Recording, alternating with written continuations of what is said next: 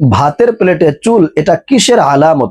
অনেক ভাইরা খাবারের সময় ভাতের প্লেটে চুল পাওয়ার কারণে স্ত্রীর সাথে রাগারাগি করেন, এমনকি কেউ কেউ স্ত্রীকে মারধর পর্যন্ত করেন শুধুমাত্র খাবারের সময় ভাতের প্লেটে চুল পাওয়ার কারণে।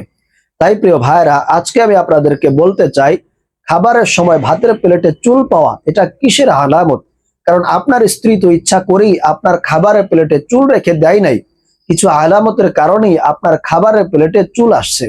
তো এই লক্ষণগুলা ভালো নাকি খারাপ সেটাই আজকে আপনাদেরকে বলবো।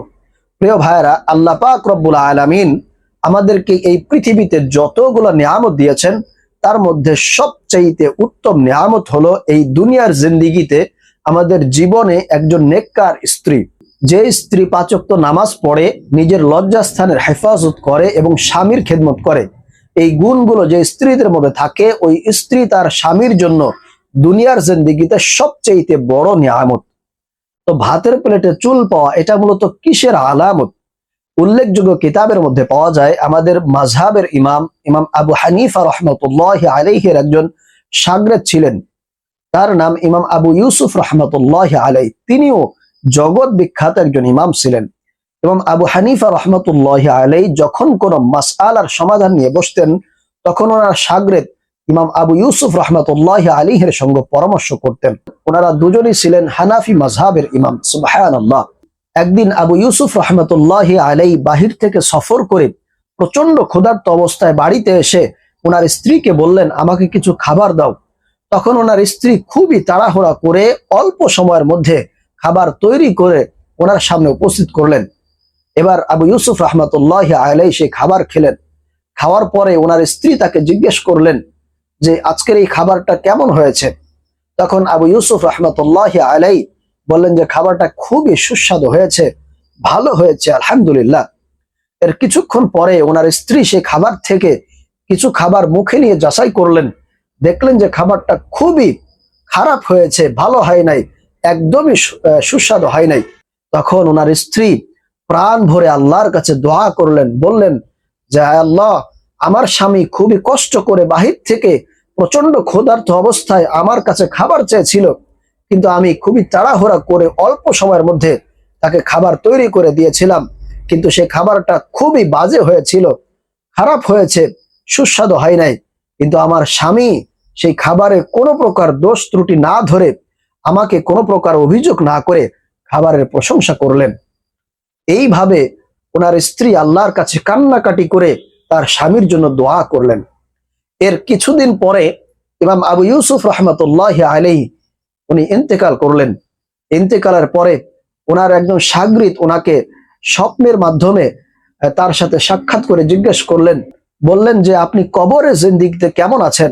তখন আবু ইউসুফ রাহমাতুল্লাহি আলাইহি বললেন যে আল্লাহ পাক রব্বুল আলামিন আমার জন্য জান্নাতের গালিচা বিছিয়ে দিয়েছেন। সুবহানাল্লাহ। তখন আবু ইউসুফ রাহমাতুল্লাহি আলাইহির শাগরিদ বললেন যে আপনি দুনিয়াতে কি আমল করেছেন যার কারণে আল্লাহ পাক রব্বুল আলামিন আপনাকে জান্নাতের নাজ নিয়ামত কবরের মধ্যে দান করেছেন? প্রিয় ভাইরা, তখন আবু ইউসুফ রাহমাতুল্লাহি আলাইহি বললেন যে আমি একদিন বাহির থেকে সফর করে বাড়িতে এসে আমার স্ত্রীকে খাবার তৈরি করার কথা বলেছিলাম। এরপরে সেই খাবারটা আমি খাওয়ার পরে দেখলাম যে খুবই খারাপ হয়েছে, কিন্তু আমি তারপরেও সেই খাবারে কোনো প্রকার দোষ ত্রুটি না ধরে আমি সেই খাবারের প্রশংসা করেছিলাম এবং আমি সেই খাবারটা গ্রহণ করেছিলাম। এরপরে আমার স্ত্রী যখন সেই খাবারটা যাচাই করে দেখলো যে খাবারটা একদমই ভালো হয় নাই, খুবই খারাপ হয়েছে, এরপরে আমার স্ত্রী আমার জন্য প্রাণ ভরে কান্নাকাটি করে আল্লাহর কাছে দোয়া করেছিল, যার কারণে আল্লাহ পাক রব্বুল আলামিন আজকে আমাকে কবরে জিন্দেগিতে জান্নাতের নাজ নিয়ামত দান করেছে। সুবহানাল্লাহ। এজন্য প্রিয় ভাইরা, আপনাদেরকে বলবো যে খাবারের প্লেটে চুল পাওয়ার কারণে আপনারা সেই খাবারটা নষ্ট করবেন না, ফেলে দিবেন না। সেই চুলটা ফেলে দিয়ে আপনারা সেই খাবারটা গ্রহণ করবেন, ইনশাআল্লাহ আল্লাহ পাক রব্বুল আলামিন অবশ্যই আপনার রিজিকের মধ্যে ভরপুর বারাকা দান করবেন। কারণ আল্লাহ পাক রব্বুল আলামিন নিজেই পবিত্র কোরআন আল কারীমের মধ্যে বলেছেন, ওয়াকুলু ওয়াশরাবু ওয়ালা তুসরিফু ইন্নাল্লাহা লা ইউহিব্বুল মুসরিফিন। আল্লাহ বলছেন যে তোমরা খাও এবং পান করো, ওয়ালা তুসরিফু, কিন্তু অপচয় করো না, নষ্ট করো না। ইন্নাল্লাহা লা ইউহিব্বুল মুসরিফিন, নিশ্চয়ই আল্লাহ তাআলা অপচয়কারীদেরকে পছন্দ করেন না, ভালোবাসেন না।